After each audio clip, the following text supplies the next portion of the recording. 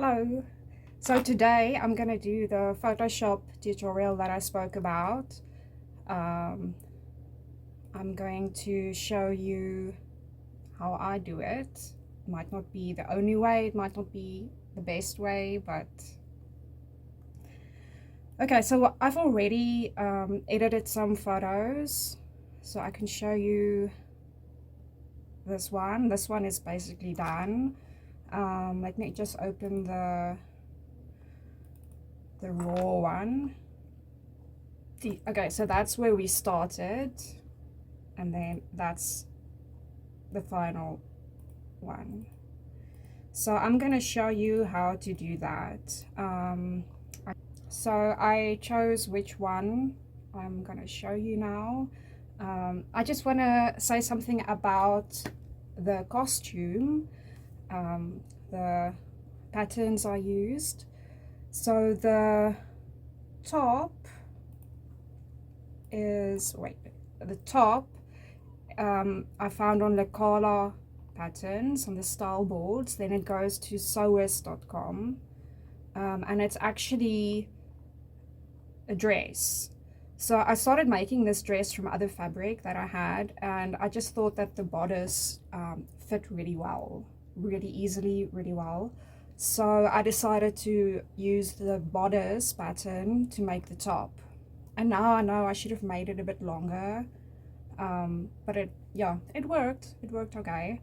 And then, yeah, okay, this is not a free pattern, but it's it's really not expensive. It's like, I think $3. Oh, no, it doesn't want to open. It's like $3, I think. Oh no, it's $1.95, so it's really cheap. And then you just print it. You can choose your size. You can even enter your own measurements, but I just choose a size usually. Then the skirt is a bubble skirt from Mood Fabrics, one of their free patterns. I've got a lot of free patterns, and it's this Erica skirt. Here they've got some pictures. There's the drawing. All you need to do to download is enter your name and your email address, and then they send it to you. And then they've got the whole tutorial on the site as well, so that's pretty cool. And then the corset was one from Arania Black, and I see her website is down now, but she still has her Instagram. So yeah, I don't know, I'll keep an eye on that because the pattern was really nice. Okay, so let's start with the Photoshop. The first thing I do is I take the lasso tool, and then I just duplicate the layers. So I've got LF for low frequency, and I've got HF for high frequency. So this is frequency separation. So on the LF layer, I use a blur. I usually use a Gaussian blur, and then you just like need to have a look. So it needs to be, it mustn't be that blurred, so it mustn't be blurred too much. You must still be able to make out what's going on. I think a 3 is that's about fine. Then I see I made that JF, that must be HF. I don't see where's the rename. Anyway, that must be high frequency. Then you go image, apply image, choose the low frequency, add, scale to invert. So then what you have is this, it looks almost like an embossing of the image. So that's your texture layer. What frequency separation does is it separates your colors from your texture. So you can edit the colors and the texture separately. Otherwise, if you edit the colors, you might lose texture. So that's why. So then you say linear light. And then most tutorials will tell you 50%, but sometimes I go a bit higher. It depends. You just need to look and see how much detail you can see. For example, let me just show. If you go too low, it's too blurry, and if you go too high, it's like too much detail. So I usually hover between about 50 and sometimes 60, depending on the photo. Okay, so now you can see there's like all these kind of like spots and stuff there, which is normal in people, but the editing style I like to do and what I aim to do is something that's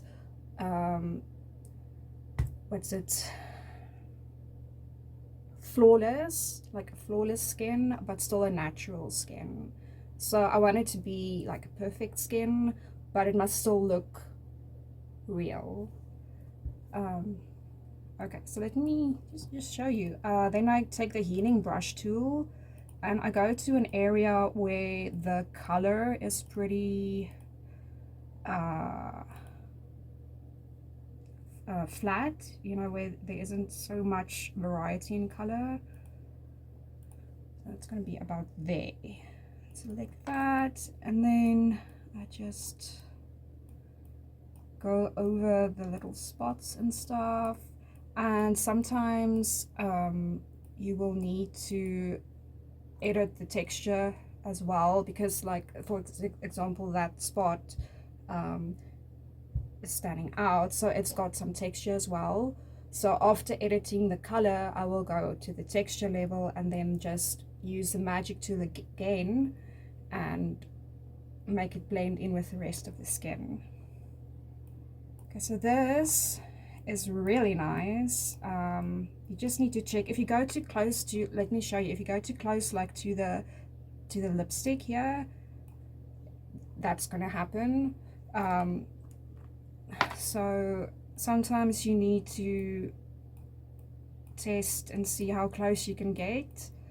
Other times I will just fill that in or do something else, but that's all going to be shown. You can even, like here, you can even use it to blend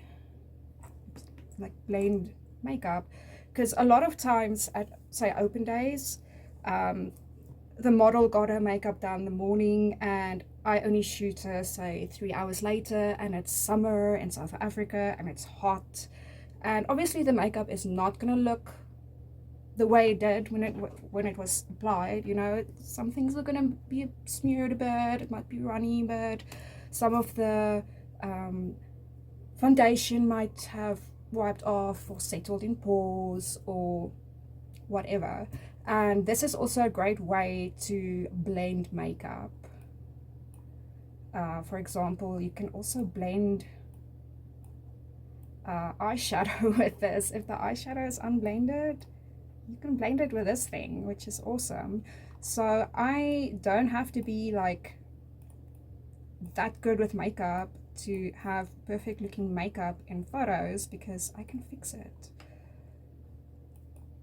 Okay, so now I'm gonna go over basically all this exposed skin on my face, on my arms, on my chest, everywhere, because you need to edit everything. I've seen sometimes people just edit the face and they don't edit the rest of the skin on the body, and then it looks really strange because it's like this perfectly smooth skin on the face and then the body has like normal unretouched skin, which, you know, it just doesn't work. It looks bad.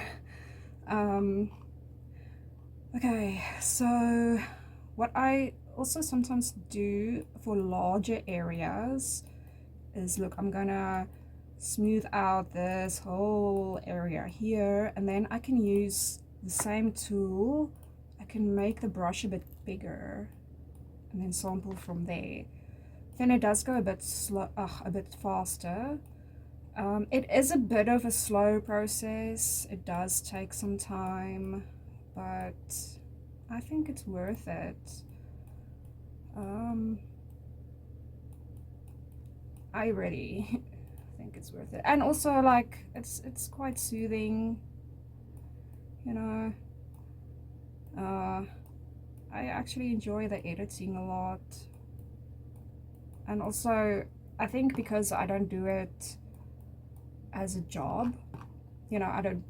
It's not my job. I don't ask money for it. I don't do specific shoots or anything, you know, like pregnancy shoots or anything.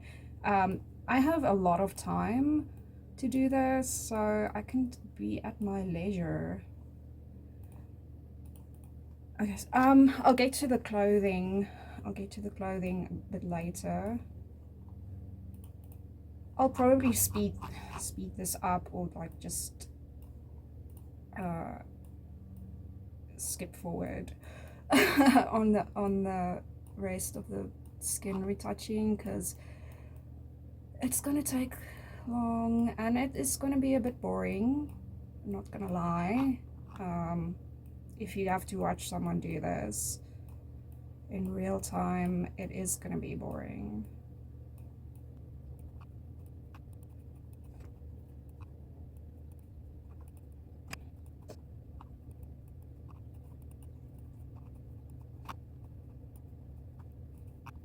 Okay, so then that's the skin. Then you will see that my backdrop is really wrinkly. I got it folded up, and then I couldn't flatten it. I couldn't get those creases out, so I just decided I'm gonna put it away and like bundle it up and store it, and then at least it has kind of like uniform creases everywhere. But exactly the same thing as with the skin. You just take from an area that's moderately smooth, and then you can just do that. Of course, some of the creases are on the texture layer as well. For example, that one. So you will need to go on the texture layer just to smooth it out there. So yeah, and all my backdrops I need to do this, because my other backdrops are literally just pieces of fabric that I bought from a fabric store, and it's quite difficult to hang it without it creasing or making weird stuff. So this is just something I usually have to do, and you know, it's fine. It's okay. Like, you gotta work with what you have, and if that means a bit more editing, it's okay. it's not a big deal. Like I say, this is just for fun, so there's no like deadline or anything. I can take my time with it. No one's paying me for this. It doesn't have to be perfect. So yeah. You can also, of course, depending on the look you want, you can leave all the creases in. I did a shoot where I had like a succulent crown, and there I only took out the really obvious horizontal and vertical creases. The rest, the random creases I left in, didn't bother me. And I think it actually suited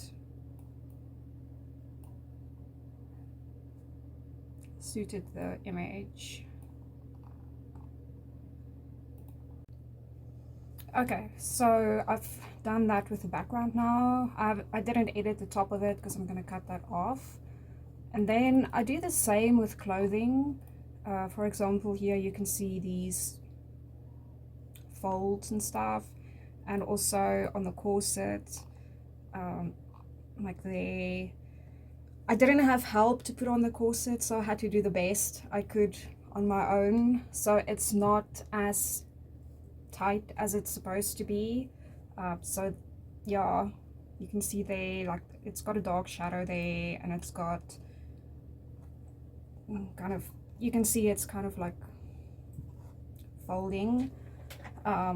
So that's something I'll also need to fix, because this is actually a corset you need two people, one to wear it, one to put it on. So then I basically do like the same thing as for skin.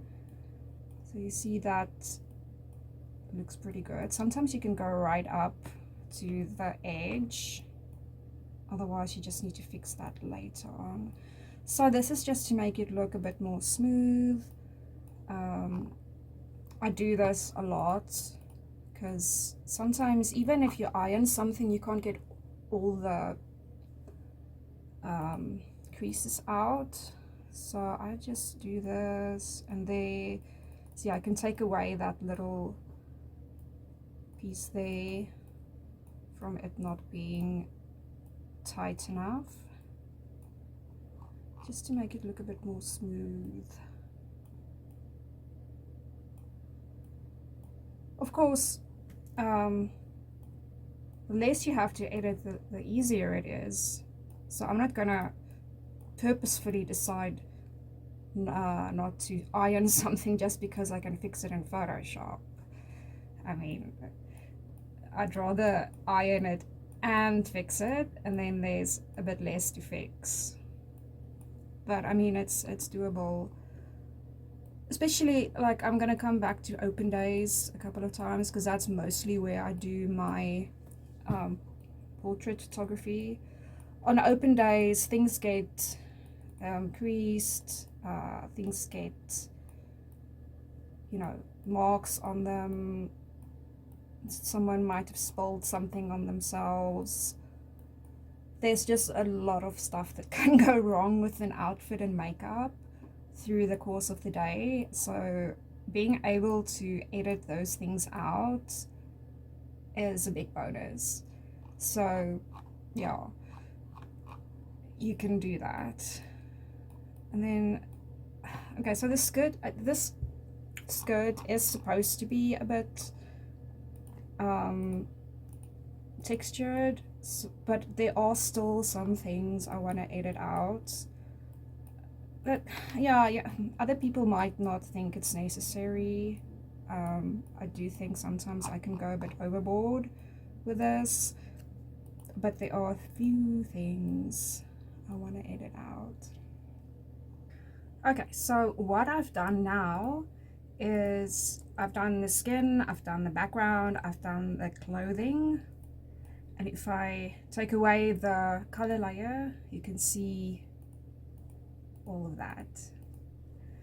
So next, what I'm also going to do here with the corset, so that it doesn't look like it's bending, is I'm going to take that color, then I'm going to say lighten, and I usually work on about 30%.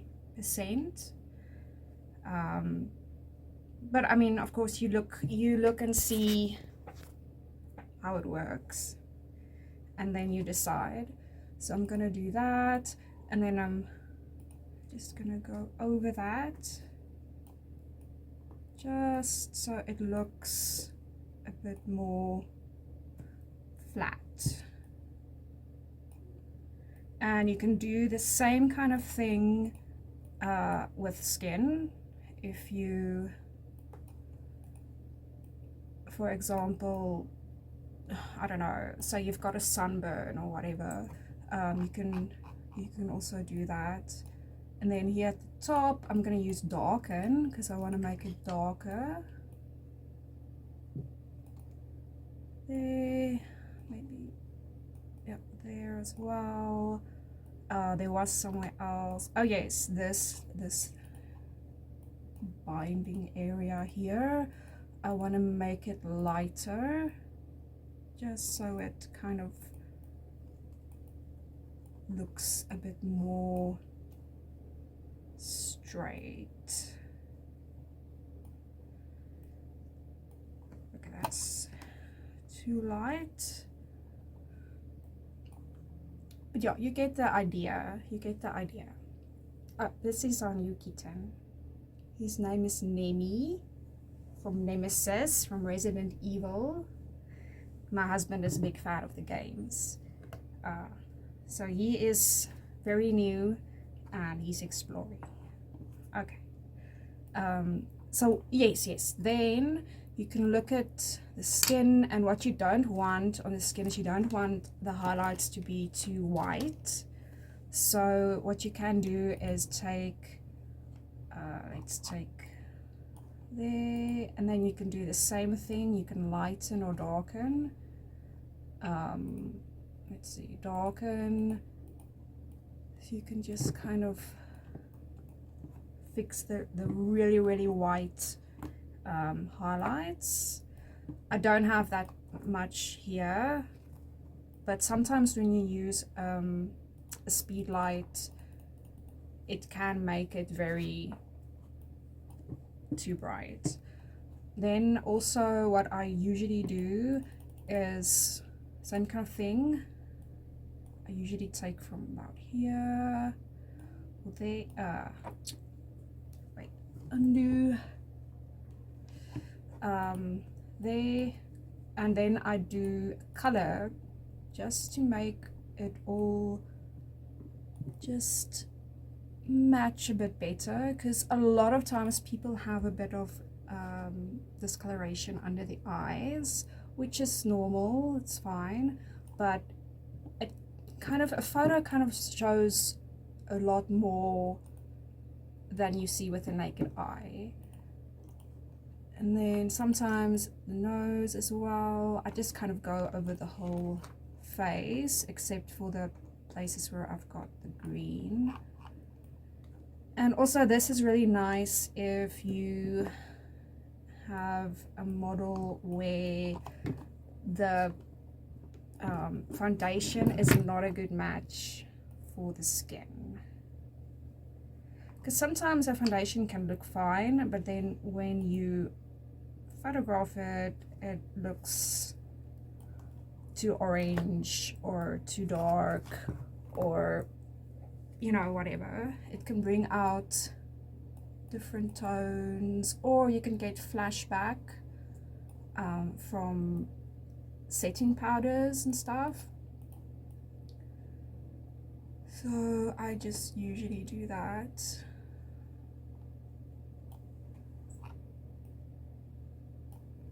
Also, I'm really pale, so you can see all these like blue veins. So I just kind of wanna just camouflage that a little bit. Just a little bit. It doesn't have to be very camouflaged. And also sometimes people have a bit more of a reddish tint on their hands for some reason. So that's just to even out the skin tone. And now I can show you the texture level. See all the texture on the face, and that's a spot that the color is fixed but the texture isn't fixed. So then I just take the healing brush tool again, and then I can fix some of that. But what I don't like to do is I don't want to lose too much texture on the face, because it still needs to look real.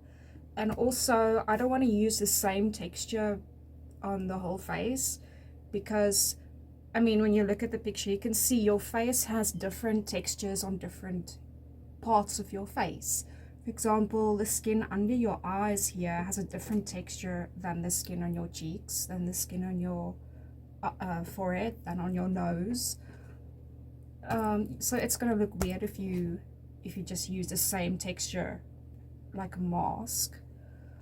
Also, I was I was a bit sweaty, so there's a bit more obvious texture there that I don't like.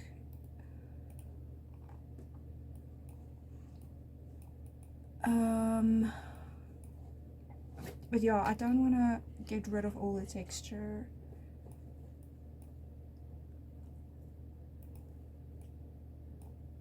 Okay, anyway. So I'm gonna take quite a small brush and take from there and just kind of go over where the like sweaty area is, because you don't want those textures, but you do want some texture. And then my forehead, I'm also gonna just take a bit of those eyebrow hairs out because I've got pretty wild big eyebrows, so I usually edit them a bit smaller, and like there I also usually pluck them with Photoshop a bit. I think that's it for the texture and the color. If there's anything else, oh yes, wait, the background. If there's anything else I missed, you can actually kind of fix that with the spot healing brush later on when you've put these textures, when you've put these two layers together. That's possible. So it's not a train smash if you missed something. It's not that bad.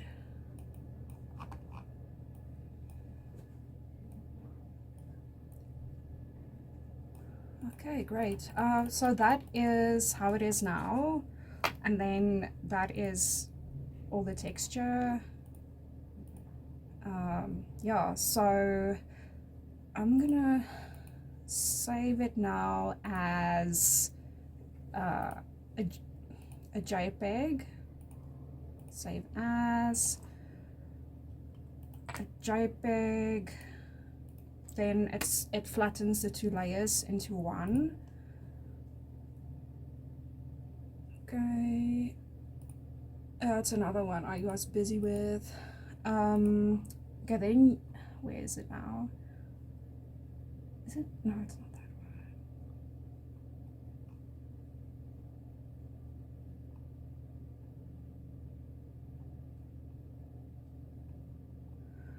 one. Okay, so then I open the B one.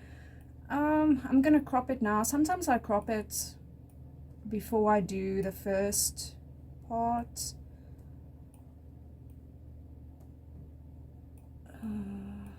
I just want to get, I think that's fine. Okay, so now you add a new layer. You say overlay, fill with overlay neutral color. There it is. And then actually what I do first is I first go to the background layer, and now I take the spot healing brush tool to fix little stuff like stray hairs, my eyebrow piercing holes, because the piercing went closed but the holes are still there, so I just always edit those out. Yeah, like I said, stray hairs. I usually neaten up my eyebrows a bit like that.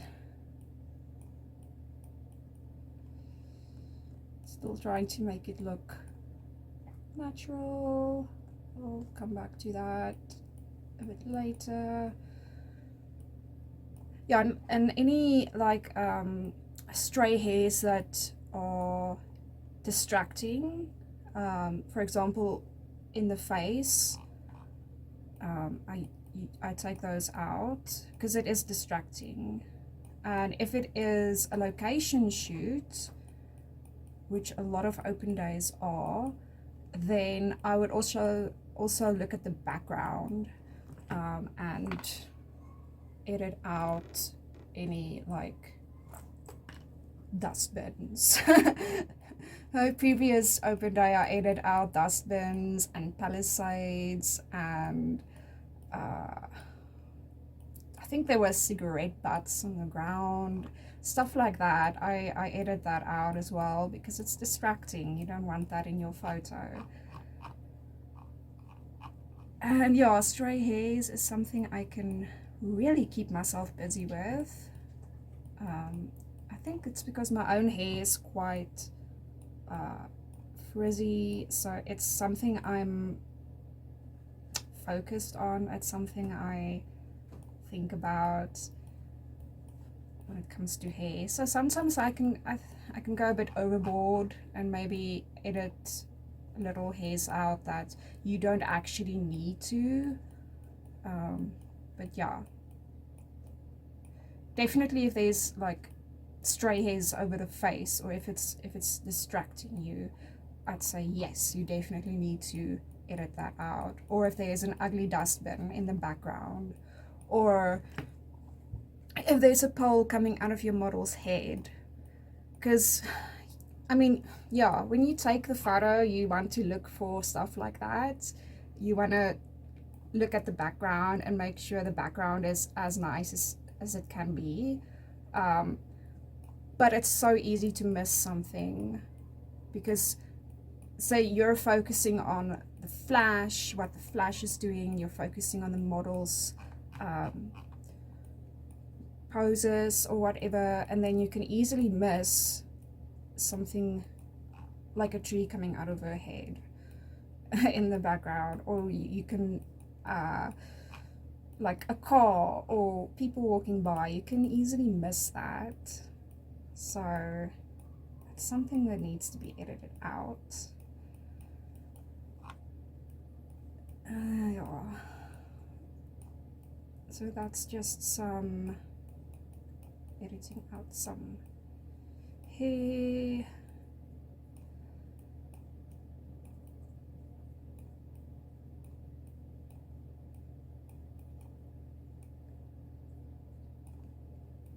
And also here you can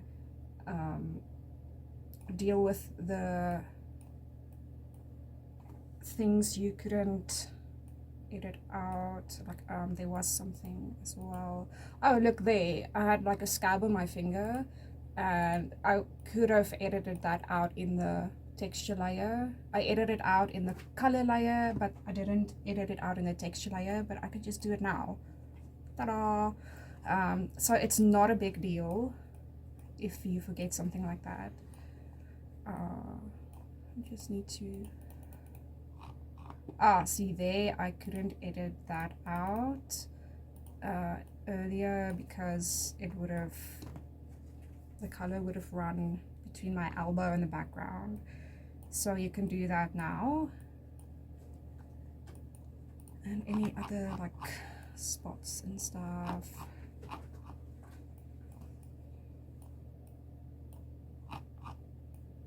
Yeah, these little things where you couldn't get too close with the healing brush tool. What is it? Yes, healing brush tool. This is the spot brush tool. Like there. There.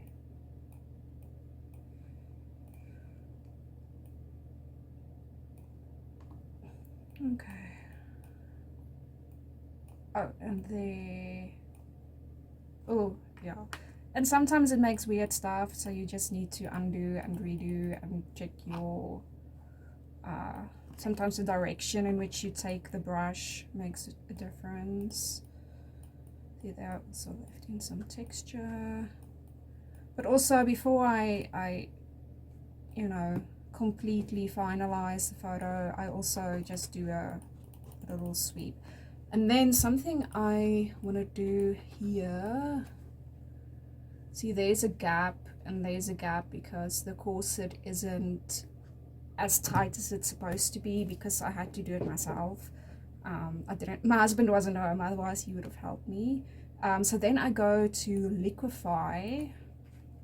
Now liquefy is also where you can do stuff where you edit someone's body, for example, which is something I don't do. I don't edit my own body or my model's body.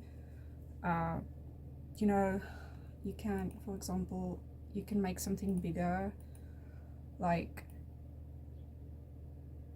make my bust bigger or something.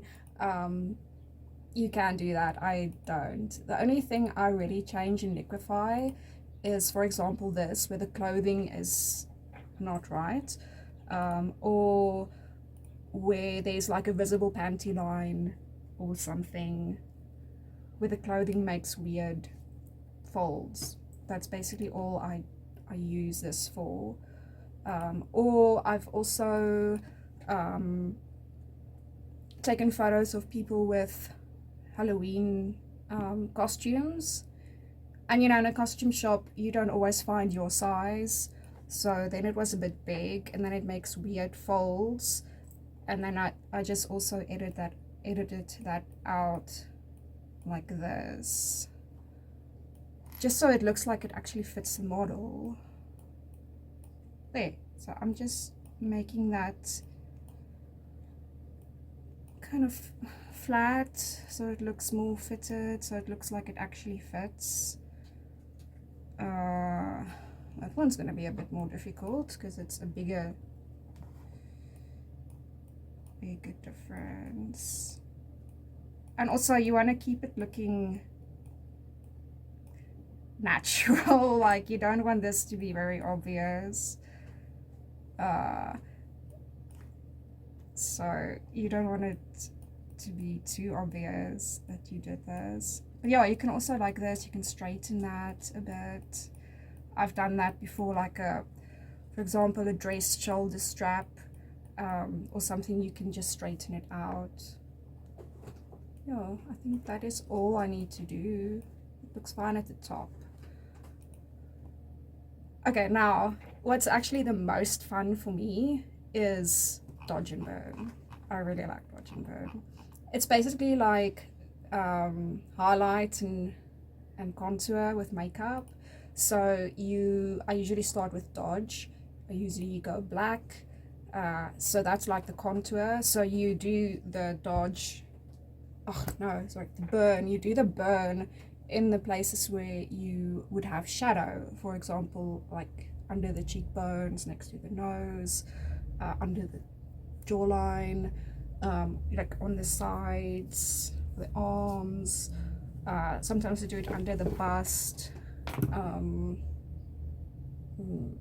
Yeah, you can also make the makeup a bit stand out a bit more. It's really fun. It makes everything just look so much more 3D, which is what I like. So I usually use black, but you can use other colors. You can choose a color, you know, with the eyedropper tool. Then I go linear burn. I usually go 3%. But also, I mean, if you see that's too dark, then you just go 2% or 1%. If it's not dark enough, you just go over it again, or you can make it a higher percentage, but I find 3 works for me. So now, like here, under the cheekbone, under the chin, adjusting the size as you go, and basically anywhere there's already a shadow you can also do that, because it just makes it look a lot more 3-dimensional. And then yeah, on the face, on the nose, this is one that's a bit more difficult sometimes, that I need to do over and over, but it makes a big difference. So basically, for those of you who know makeup, you will do dodge where you would contour your face. So just to add some shadow.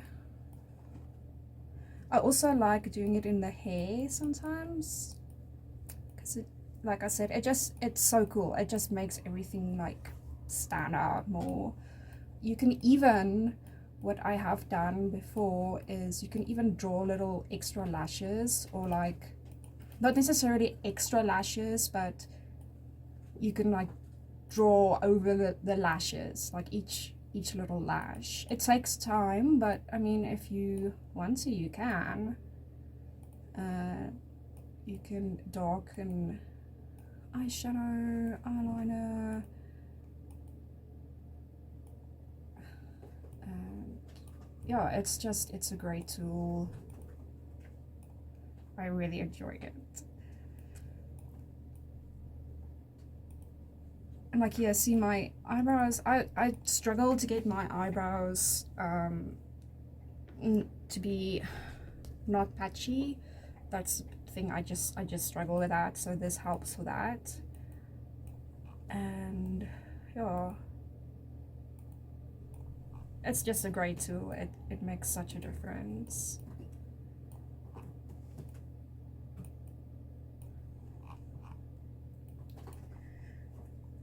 And I usually go around piercings as well, just to make the little ball stand out a bit more. And you can even, with this, you can even make someone's lips look a bit fuller. Like that. And what's really cool is, because it's in a layer, you can turn off that layer and do that. And see what a difference it makes. Because eventually you're like, oh, did it really make a difference? Did I really do anything? It looks like I haven't done anything. But then you can do that and it's like, okay, yeah, I did do something. It does make a difference. And yeah, like this ear is gonna kind of, what, yeah, like you can, okay, that didn't come out so nice. But you can kind of exaggerate shapes, you know. What I usually also do is I do it with hands, like fingers, just like there, because the two main things that you will focus on in a portrait of a human is the face and the hands. So whatever the hands is doing, you will focus on. So I like bringing that out as well. And yeah, our hands are just very expressive and a beautiful part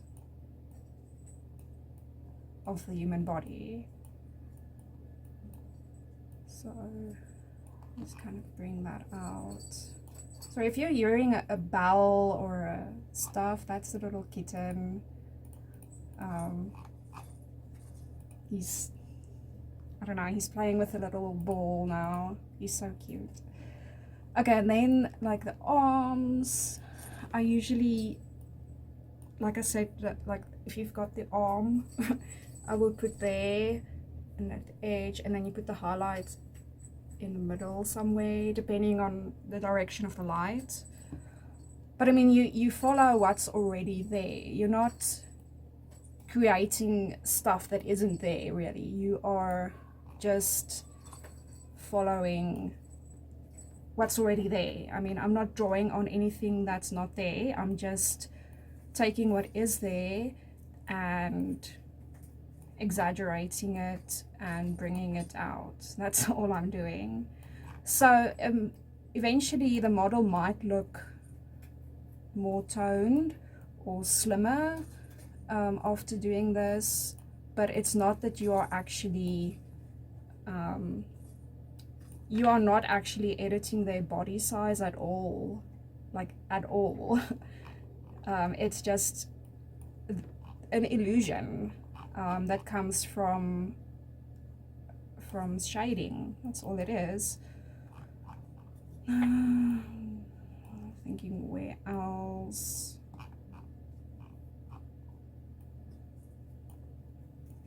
Also, if you have a photo taken in natural light, sometimes there isn't much of a difference between the shadow and normal, so you can actually add a lot more dimension that way, where speed lights give you bigger contrast between the light and the dark areas. Natural light tends to not have that, so you can add that like there. I'm just gonna do that.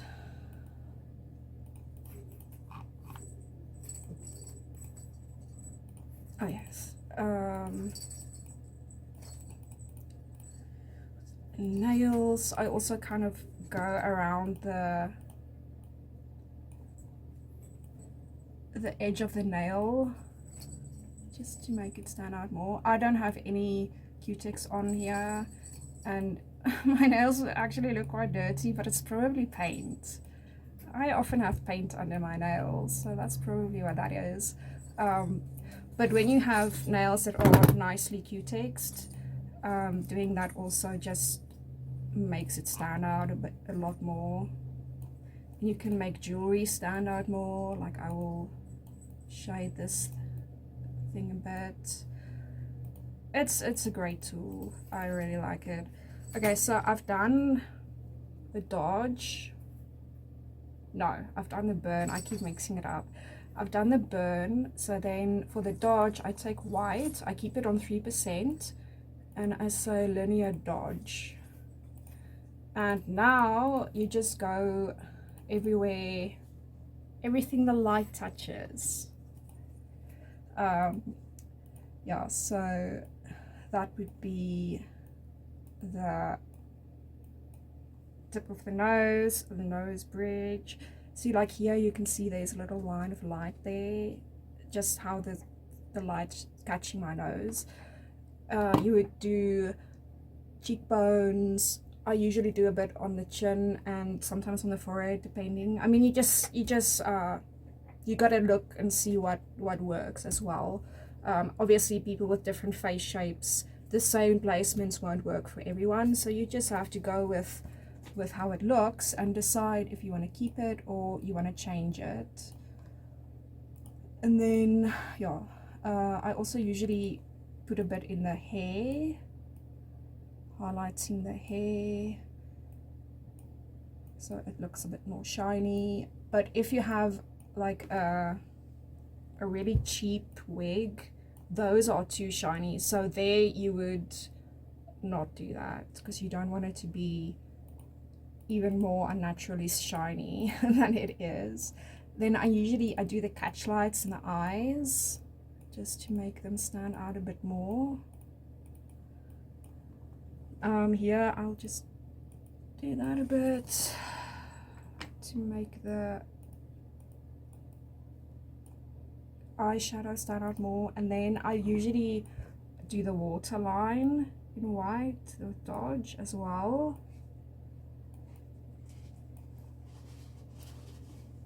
And then here in the corner of the eye as well, where lots of people put bright eyeshadow anyway. And then the Cupid's bow and the lip shine, just to bring out that shape. And then, yeah, you can put it on the shine on jewelry. And then I usually put it under the brow bone. Yeah, under the brow bone. I was thinking, is it on the brow bone or under the brow bone? But it's under. And then I'm gonna put a bit on the wig as well. And for example, if someone has like braided hair, you can really bring out that texture of the braid with this as well. So it just adds some texture, some more depth in the hair. And I mean, these are all pretty subtle changes. It's not that I'm really doing something big. So when you see the end result photo, you might think like it's not really edited at all, because there's no obvious thing done to it, like nothing you can see that's like super obvious, but there actually is quite a lot of editing in it. You just don't necessarily see it. And then yeah, I usually do like at the neck and like the, you know, those little clavicle thing, and the fingers I usually like just on the fingers, that, knuckles,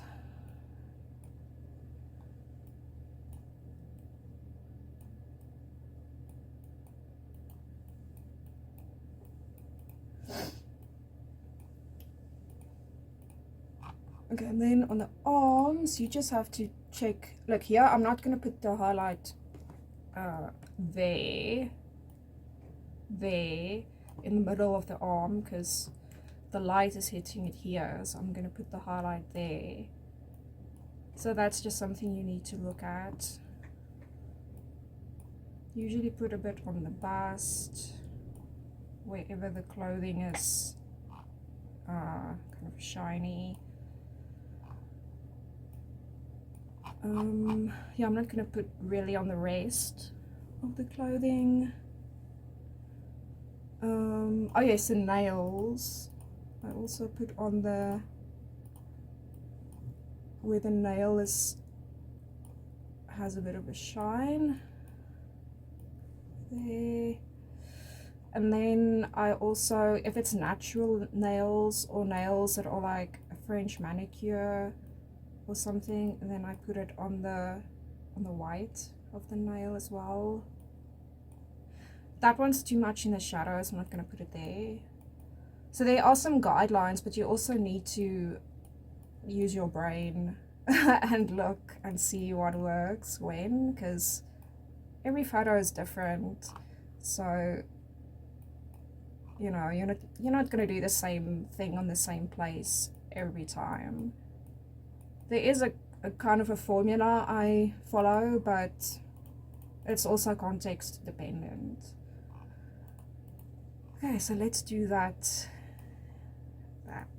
See, there you can see the difference. I like doing that.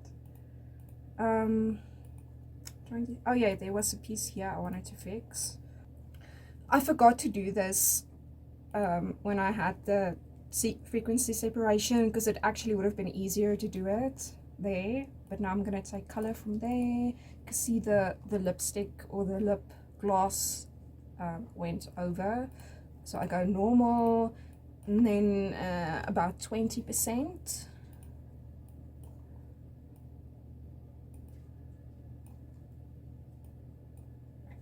No, that's too, oh, I'm on the wrong layer. Make sure you're on the right layer. Must be on the background layer. Yeah, and then I just want to go here, darken, just kind of make, I usually do this for models, just kind of make the line there just a bit more pronounced.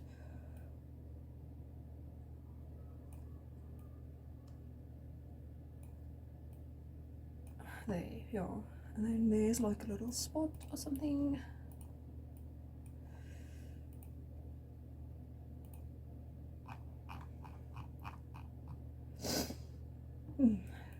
Sorry about that. I've got hay fever.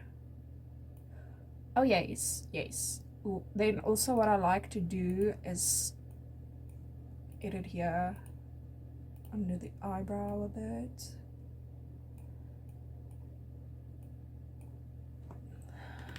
But still wanting it to look natural, which can be a bit tricky. Just like I said, I'm not very good at doing my eyebrows, so I usually do need to edit this a bit just to make them look a bit more shaped and a bit more filled in correctly. Because I will look at my eyebrows and think, oh yeah, they're filled in correctly, and then on a photo it's like, oh no, they're not. They're not. Yeah, so I'll be doing that. Yeah, it's gonna be a bit tricky because I've got the fake lashes, and the fake lashes are kind of touching my eyebrow, but let's see. I'm first gonna do the top. Lighten just a little bit, but still wanting it to look, you know, natural and real. I still want people to be able to recognize me. So that's why a lot of the changes are kind of subtle, because a subtle change can make a big difference, but it can still look natural, which is what I want. Not everyone will have the same goals in editing photos, but for me that is what I want. Okay, so that looks pretty good. Oh yeah, those folds there, I should have done that in the frequency separation as well, but I'm gonna do it now.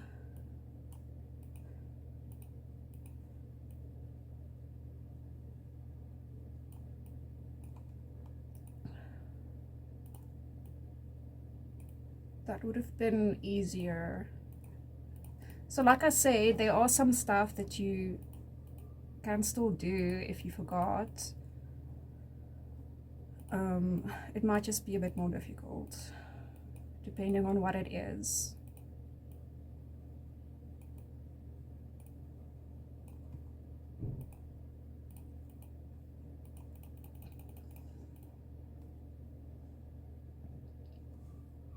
Yeah, I think it looks good. Unfortunately, the necklace is a bit skew. When I take photos of models, I usually notice stuff like that. But with myself, I kind of have to push the shutter, run, pose, run back. I'm gonna try a different way to fix that. So I'm gonna select that and then healing brush tool from there, and then let's see.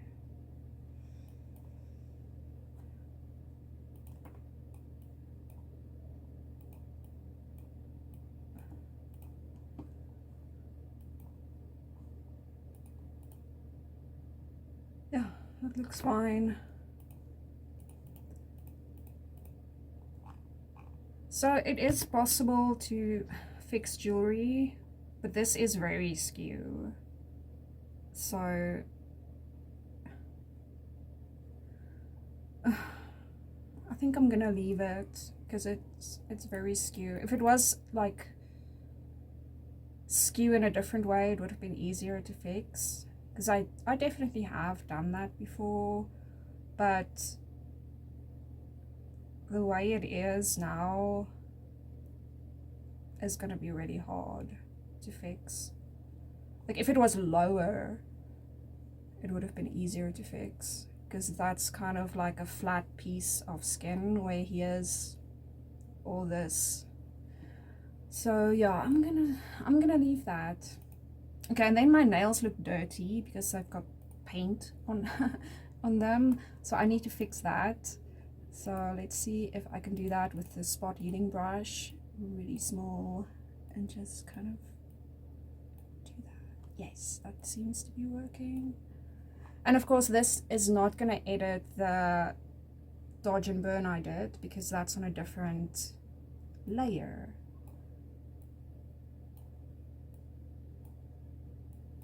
I've also, what I've done before, sometimes when people have fake nails, I might lose one, and then you can also like replace a fake nail. I've done that before.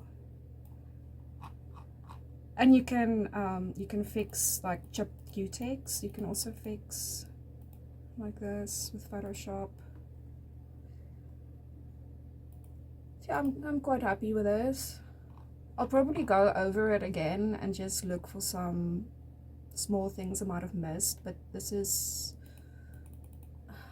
maybe I can fix there, because this specific wig makes dark shadows, a lot of dark shadows. So yeah, let's see. I've fixed it before with this wig. So I use the, what's it, magic, the healing tool brush, and just kind of pick it up from there, and then kind of fill it in where it's so dark.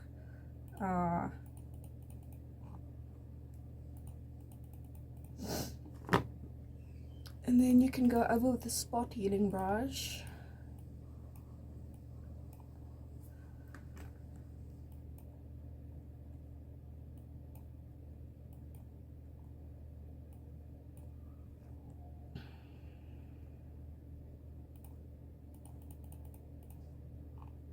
It looks a bit weird. I need to,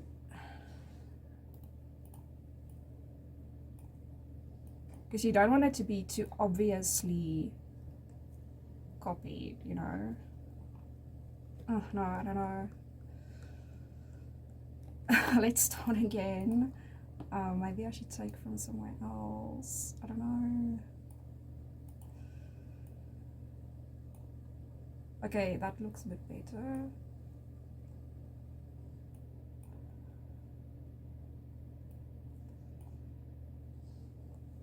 And then I just want to edit that a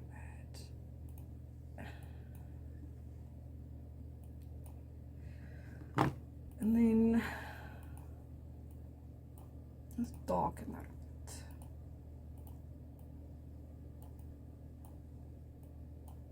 bit. Okay. Yeah.